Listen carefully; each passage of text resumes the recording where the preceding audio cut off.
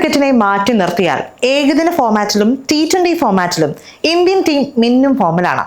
തുടർച്ചയായ ജയങ്ങൾ ഇന്ത്യൻ താരങ്ങൾക്ക് കൂടുതൽ ആത്മവിശ്വാസം നൽകുന്നുമുണ്ട്. എന്നാൽ ഇന്ത്യൻ ടീമിനെ അസൂയയോടെ നോക്കിക്കാണുകയും ഇന്ത്യൻ ടീം എങ്ങനെയാണ് അപരാജയ യാത്ര തുടർന്ന് കിരീടം സ്വന്തമാക്കുന്നത് എന്നും പഠിക്കുകയാണ് പാകിസ്ഥാൻ ടീം സെലക്ടറും മുൻ ക്രിക്കറ്റ് പരിശീലകനുമായ ആക്കിബ് ജാവേദ്. കഴിഞ്ഞ ഏഷ്യ കപ്പ് ടൂർണമെന്റിൽ ഇന്ത്യ അപരാജയ യാത്ര തുടരുകയും ഒടുവിൽ ഏഷ്യ കപ്പ് 2025 ടൈറ്റിൽ വിന്നർ ആവുകയും ചെയ്തു. ഫൈനലിൽ പാക് ടീമിനെ തകർത്തു കളഞ്ഞുകൊണ്ടാണ് ഇന്ത്യ ജയം സ്വന്തമാക്കിയത്. ഇതിനുശേഷവും പല T20 പരമ്പരകളിലും ഇന്ത്യ മിന്നും പ്രകടനം കാഴ്ചവെച്ചു.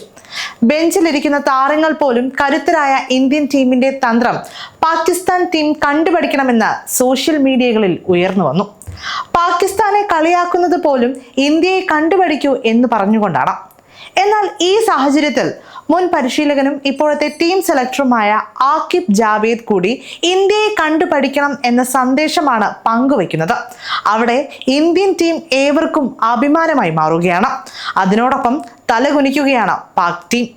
പാകിസ്ഥാൻ ടീമിനെ മെച്ചപ്പെടുത്തുന്നതിന് വേണ്ടി ഇന്ത്യയുടെ വൈറ്റ് ബോൾ ക്രിക്കറ്റിലെ സമീപകാല വിജയങ്ങൾ സൂക്ഷ്മമായി പഠിച്ചിട്ടുണ്ടെന്നാണ് ആക്കിബ് ജാവേദ് പറഞ്ഞത്. ഇന്ത്യയുടെ വിജയം ഞാൻ നോക്കി. പാകിസ്ഥാൻ ക്രിക്കറ്റിന്റെ ഉന്നമനത്തിനായുള്ള പദ്ധതികൾ നടപ്പിലാക്കാൻ ശ്രമിച്ചിട്ടുണ്ട്. ഏതൊരു ക്രിക്കറ്റ് രാജ്യത്തിന്റെയും വിജയം അവരുടെ ടീമിനെ അടിസ്ഥാനമാക്കിയുള്ളതാണ് എന്നാണ് മുൻ പേസർ ജാവേദ് പാകിസ്ഥാന്റെ ക്രിക്കറ്റ് ബോർഡിന്റെ പോഡ്കാസ്റ്റിൽ പറഞ്ഞതായി വാർത്താ ഏജൻസിയായ PTI റിപ്പോർട്ട് ചെയ്തിരിക്കുന്നത്. ടീമിന്റെ പ്രകടനം മോശമാകുമ്പോൾ ക്യാപ്റ്റനെയോ മുഖ്യ പരിശീലകനെയോ മാറ്റുന്നത് തൽക്ഷണ വിജയത്തിലേക്ക് നയിക്കില്ലെന്നും ജാവേദ് പറഞ്ഞു. അതേസമയം നിലവിലുള്ള അടിസ്ഥാന സൗകര്യങ്ങളും സംവിധാനവും മെച്ചപ്പെടുത്തുക എന്നതാണ് ബോർഡിന്റെ മുൻഗണന എന്ന് അദ്ദേഹം ഊന്നി പറഞ്ഞു. പാക് ക്രിക്കറ്റ് ടീം മുൻ പരിശീലകന്റെ ഈ പ്രതികരണം വന്നതോടെ സോഷ്യൽ മീഡിയ അത് ഏറ്റെടുത്തിരിക്കുകയാണ്. പാക് ടീമിന്റെ പ്രകടനത്തെ രൂക്ഷമായി വിമർശിച്ച് ഒട്ടനവധി പേർ രംഗത്തെത്തിയിരുന്നു. ഇതിനൊപ്പം ജാവേദ് ഇത്തരം ഒരു വെളിപ്പെടുത്തൽ കൂടി നടത്തിയതോടെ പാക് ടീമിനെ കളിയാക്കാനുള്ള ഒരു വടിയായി വിമർശകർ അത് ഏറ്റെടുത്തു.